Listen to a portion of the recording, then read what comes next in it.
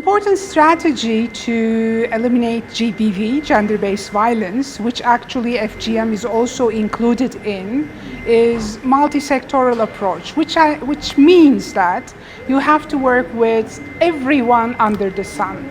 I mean, the government officials, healthcare providers, social service providers, police forces, judiciary, judges, public prosecutors, and CSOs, NGOs, universities, private sector, because private sector is one of the new players actually in the game of eliminating GBV, and media. Media is very important because GBV and especially FGM within gender-based violence is, we have to tackle with the social norms and gender norms, the toxic gender norms and the social norms. And to tackle with these, media is actually playing a very big role with the support of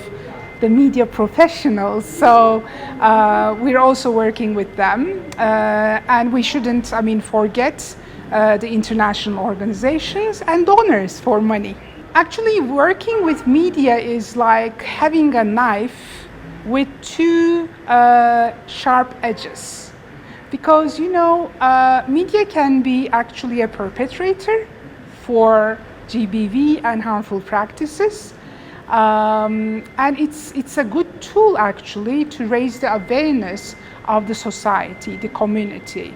And the most important thing is, working with the media professionals and try to collaborate with them to raise their knowledge about how to write sensitive reporting or how to report sensitively on these issues like gender-based violence, violence against women, child marriages, female genital mutilation. Because if they start writing or reporting sensitively on these issues, it will be a good tool to tackle with the toxic norms, social norms, and toxic gender norms.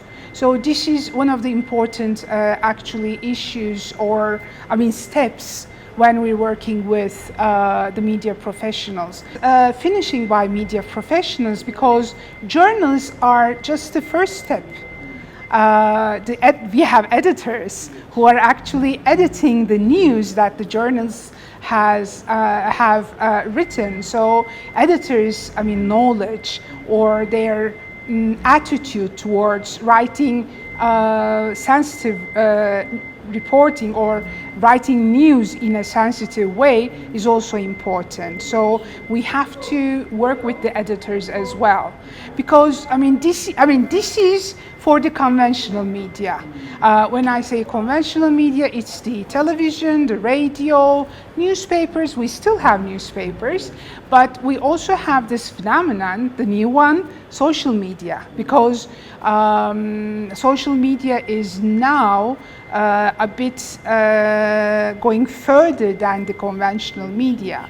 So, and it is not so easy to sensitize everyone who is in the social media, because for the last 10 years, everybody's journalists. Everybody who has the mobiles, can write kind of news or report instance of GBV, FGM. So we need to have broader knowledge, sharings, broader trainings for the social media users as well. So I make the distinction between conventional and the social media, the new media. So the main step that we have to take is actually raise the knowledge, raise the awareness, and train the people who are actually seeing themselves as reporters within the social media. To tackle with, to combat with gender-based violence, we have many partners.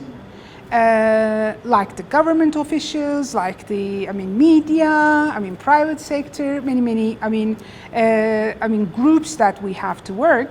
But one of the most important group is the men and boys, because without the existence of men and boys within the gender equality programs, we cannot tackle with gender-based violence. Because I don't want to say that men and boys are the perpetrators for GBV, but they are actually used by the system called patriarchy, which is the main perpetrator for gender-based violence. So, men and boys should be also involved in all the programs when we are working to eliminate harmful practices, gender-based violence, violence against women. So this area is the most important area that I can say in line with the other groups that we've been working with.